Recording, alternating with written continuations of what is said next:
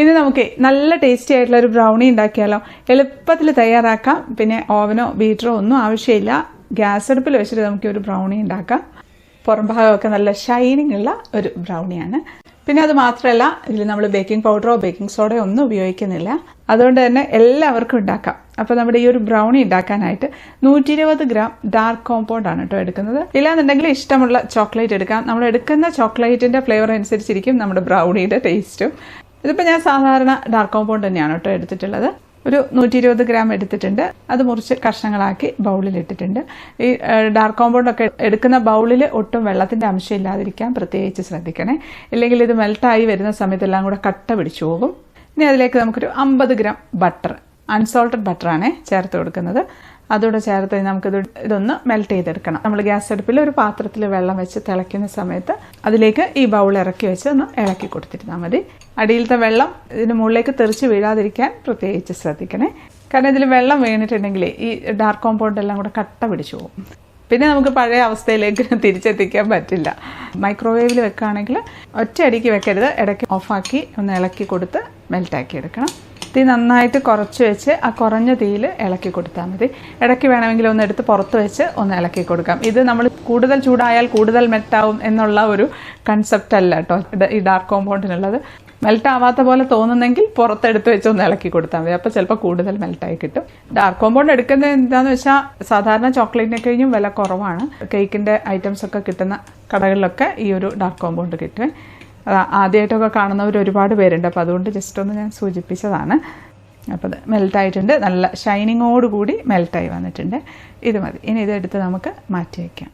നമ്മൾ ഓവനാണ് ഉപയോഗിക്കുന്നതെങ്കിൽ oven preheat ചെയ്യാനായിട്ട് വെക്കാം. നമ്മൾ എടുക്കുന്നത് ഒരു സാധാരണ അലൂമിനിയം പാത്രമാണ്. ഒരു റിങ്ങും നടുക്ക് ഇറക്കി വെച്ചിട്ടുണ്ട്. അടച്ചു വെച്ച് ഹൈ ഫ്ലെയിമിൽ ഒരു 5 മിനിറ്റ് ചൂടാക്കി എടുക്കാം. നമുക്കൊരു മിക്സിയുടെ ജാറിലേക്ക് ഒരു 6 ടേബിൾ സ്പൂൺ പഞ്ചസാര, 1/4 കപ്പും ഒരു 2 ടേബിൾ സ്പൂണും കൂടെ എടുത്താൽ മതി. നന്നായിട്ടൊന്ന് പൊടിച്ചെടുക്കാം. ഇനി നമുക്ക് ഒട്ടും വെള്ളത്തിൻ്റെ അംശമൊന്നുമില്ലാത്ത ഒരു ബൗളിലേക്ക് 3 മുട്ട പൊട്ടിച്ചൊഴിച്ച് കൊടുക്കാം. എന്നിട്ട് അത് നന്നായിട്ടൊന്ന് പതപ്പിച്ചെടുക്കാം. അതൊന്ന് പതഞ്ഞ് വന്നിട്ടുണ്ട്.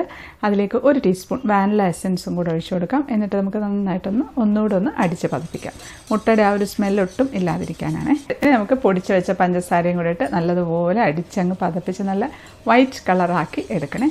ഇപ്പോൾ ബീറ്റർ ഇല്ലാതെ ഇതുപോലത്തെ വിസ്ക് വെച്ചാണ് അടിക്കുന്നതെങ്കിൽ ഇതുപോലെ തൈര് കടയണ പോലെ ഇങ്ങനെ കടയുകയാണെന്നുണ്ടെങ്കിൽ കുറച്ചുകൂടെ നമുക്ക് ഈസി ആയിട്ട് ബീറ്റ് ചെയ്ത് കിട്ടും. ഇപ്പോൾ നമ്മൾ എടുക്കുന്ന പഞ്ചസാരയുടെ അളവ് എടുക്കുന്ന ചോക്ലേറ്റിനനുസരിച്ച് ഡിപ്പെൻഡ് ചെയ്തിരിക്കട്ടെ. ഇപ്പോൾ നമ്മൾ ഡാർക്ക് കോമ്പൗണ്ട് ആണെങ്കിൽ ഈ അളവ് എടുത്താൽ മതി. ഇനി ഡാർക്ക് ചോക്ലേറ്റ് ആണ് എടുക്കുന്നതെങ്കിൽ കയ്പ്പ് ഉള്ള ചോക്ലേറ്റ് ഒക്കെ ഇല്ലേ, അതാണെന്നുണ്ടെങ്കിൽ പഞ്ചസാരയുടെ അളവ് കൂട്ടിയിട്ട് കൊടുക്കണം. അല്ലാതെ സാധാരണ ചോക്ലേറ്റ് ആണ്, ഇപ്പോൾ ഡയറി മിൽക്ക് പോലത്തെ ചോക്ലേറ്റ് ആണ് എടുക്കുന്നതെങ്കിലും ഈ ഒരു അളവ് തന്നെ എടുത്തിരുന്നാൽ മതി. നല്ല ഫ്ലഫി ആയിട്ട് വന്നിട്ടുണ്ട്. ഇതുപോലെ ആയി വരണേ. ഇനി ഇതാ നമ്മുടെ ഡാർക്ക് കോമ്പൗണ്ട് മെൽറ്റ് ചെയ്തത് നന്നായിട്ട് തണുത്തിട്ടുണ്ട്. തണുത്തതിന് ശേഷം മാത്രമേ ഇതിലേക്ക് ഒഴിക്കാവുള്ളൂ. ഫ്രീസറിലും ഫ്രിഡ്ജിലൊന്നും വെക്കരുത്. അപ്പോൾ അത് കട്ടിയായി പോവും. റൂം ടെമ്പറേച്ചറിലിരുന്ന് പതുക്കെ തണുത്ത് വന്നിരുന്നാൽ മതി. അത് നമുക്ക് ഇതിലേക്ക് അങ്ങ് ഒഴിച്ച് അത് പതുക്കെ ഒന്ന് ഇളക്കി ഒന്ന് മിക്സ് ആക്കി എടുത്താൽ മതി.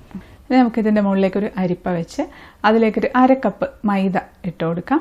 ഇതിലേക്ക് നമുക്കൊരു 1/4 ടീസ്പൂണിൻ്റെ പകുതി ഉപ്പ് അതും കൂടെ ചേർത്തിട്ടുണ്ട്. അത് വീഡിയോയിൽ കിട്ടിയിട്ടില്ല. അതിൻ്റെ കൂടെ തന്നെ 1/4 കപ്പ് കൊക്കോ പൗഡറാണ് ചേർത്ത് കൊടുക്കുന്നത്. അതുകൂടെ ചേർത്ത് നന്നായിട്ടൊന്ന് അരിച്ച് അതിലേക്ക് അങ്ങ് ഇട്ട് കൊടുക്കാം. ഇത് പതുക്കെ ഒന്ന് മിക്സാക്കി അങ്ങ് എടുത്താൽ മതി. ഇതിൽ നമ്മൾ ബേക്കിംഗ് പൗഡറോ ബേക്കിംഗ് സോഡയോ ഒന്നും ചേർക്കണില്ല. ഒരു പ്രത്യേക ടെക്സ്ചറിലുള്ള ബ്രൗണിയാണ്. അധികം സോഫ്റ്റ് അല്ലാത്ത എന്നാൽ ആവശ്യത്തിന് സോഫ്റ്റ് ആയിട്ടുള്ള ഒരു ചൂയി ആയിട്ടുള്ള ബ്രൗണി. ഇനി ഇതിലേക്ക് നമുക്ക് ചോക്ലേറ്റിൻ്റെ കഷ്ണങ്ങൾ ഇട്ട് കൊടുക്കാം. ഞാനിപ്പോൾ ഇടുന്ന ഡാർക്ക് കോമ്പൗണ്ടിൻ്റെ പീസസ് തന്നെയാണ്. വലിയ പീസസ് ആയിട്ടുള്ളത് തന്നെ അങ്ങ് ഇട്ട് കൊടുക്കുകയാണ്.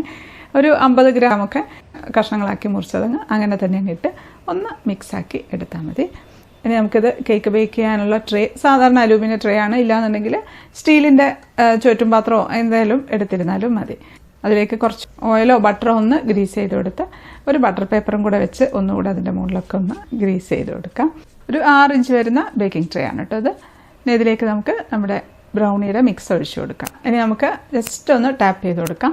ഇത് നമ്മൾ ഇതിനകത്തിടുന്ന ചോക്ലേറ്റിൻ്റെ കഷ്ണങ്ങളെ കുറച്ച് അത്യാവശ്യം വലിയ കഷ്ണങ്ങളാക്കിയിട്ട് തന്നെയാണ് കേട്ടോ ഇട്ടിട്ടുള്ളത്. അപ്പോൾ അതുകൊണ്ട് അടിയിൽ പോയി സെറ്റിൽ ഡൗൺ ആവുന്നുള്ള ഒരു പ്രശ്നമില്ല. കാരണം അടിയിലും മുകളിലും ഒക്കെ ഒരുപോലെ നിറഞ്ഞങ്ങ് നിൽക്കും, വലിയ പീസായിട്ട് തന്നെ നിൽക്കും. അപ്പോൾ അത് ബ്രൗണി ആയി വരുന്ന സമയത്ത് അതങ്ങ് മെൽറ്റ് ആവുകയും ചെയ്യും. കഴിക്കുമ്പോഴൊക്കെ കൂടുതലായിട്ട് ചോക്ലേറ്റ് നമ്മുടെ വായിലേക്ക് കിട്ടും. നല്ല ടേസ്റ്റി ആയിരിക്കും അത്. ഇതിൻ്റെ മുകളിലേക്ക് നമ്മൾ 1 ടീസ്പൂൺ പഞ്ചസാര വെതറി ഇട്ട് കൊടുക്കുകയാണ്. ഇതെന്ന് പറഞ്ഞാൽ നമ്മൾ സാധാരണ ബ്രൗണി ഇങ്ങനെ മുകളിൽ ക്രാക്ക് വന്നിട്ടുള്ള ബ്രൗണി നമ്മൾ പണ്ടുണ്ടാക്കിയിട്ടുണ്ടായിരുന്നു. ഒരുപാട് പേരുണ്ടാക്കി സെയിലൊക്കെ ചെയ്യുന്നുണ്ട്. പക്ഷേ ഈ ഒരു ബ്രൗണി അങ്ങനെയല്ല, അതിൻ്റെ മുകളിൽ നല്ലൊരു ഗ്ലേസിങ് ആയിരിക്കും. അതിന് വേണ്ടി കേട്ടോ ഈ പഞ്ചസാര വെതറി കൊടുക്കുന്നത്. നമ്മുടെ ഓവൻ സെറ്റപ്പ് നല്ല ചൂടായിട്ടുണ്ട്. അതിലേക്ക് നമുക്ക് ബേക്കിംഗ് ട്രേ ഇറക്കി വെച്ച് കൊടുക്കാം.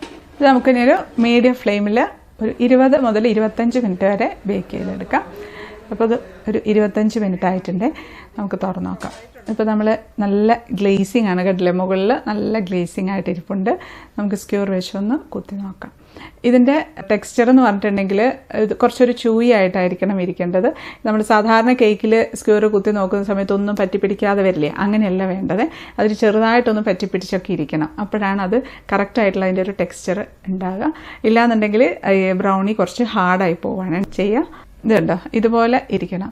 ഫുൾ അങ്ങ് ഡ്രൈ ആയി ഒന്നുമില്ലാതെ സ്ക്വയർ ക്ലീൻ ആയിട്ടിങ്ങ് വരരുത്. അപ്പോഴേ നല്ല മോയിസ്റ്റ് ആയിട്ടുള്ള ഒരു ബ്രൗണി കിട്ടുള്ളൂ. ഇത് മതി. ഇത് നമുക്കിതിനടുത്ത് തണുക്കാനായിട്ട് മാറ്റി വയ്ക്കാം.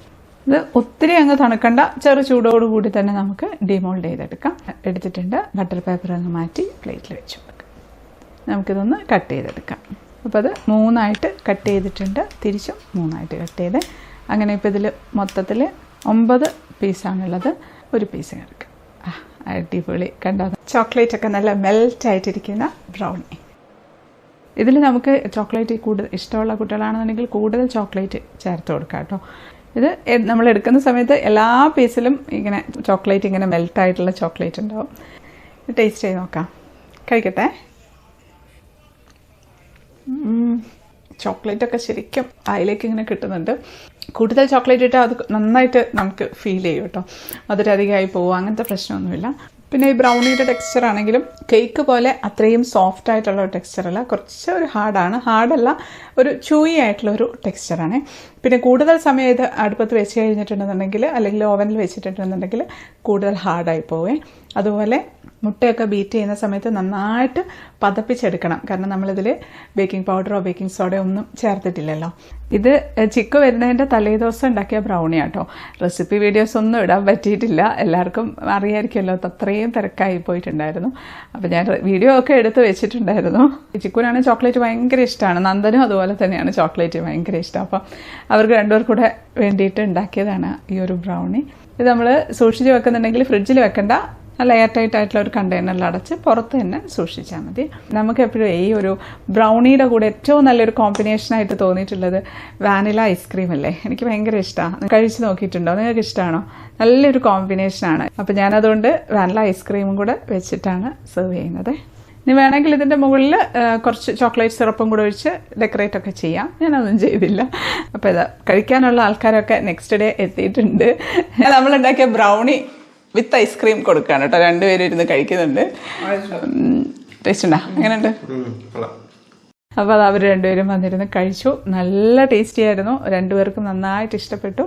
വീണ്ടും വീണ്ടും വാങ്ങിച്ച് കഴിച്ചിട്ടുണ്ടായിരുന്നു കേട്ടോ. എല്ലാവരും ഉണ്ടാക്കി നോക്കണം. ഫീഡ്ബാക്ക് അറിയിക്കാൻ മറക്കല്ലേ. അടുത്തൊരു അടിപൊളി റെസിപ്പി ആയിട്ട് കാണാം. അതുവരേക്കും stay happy, stay positive. By.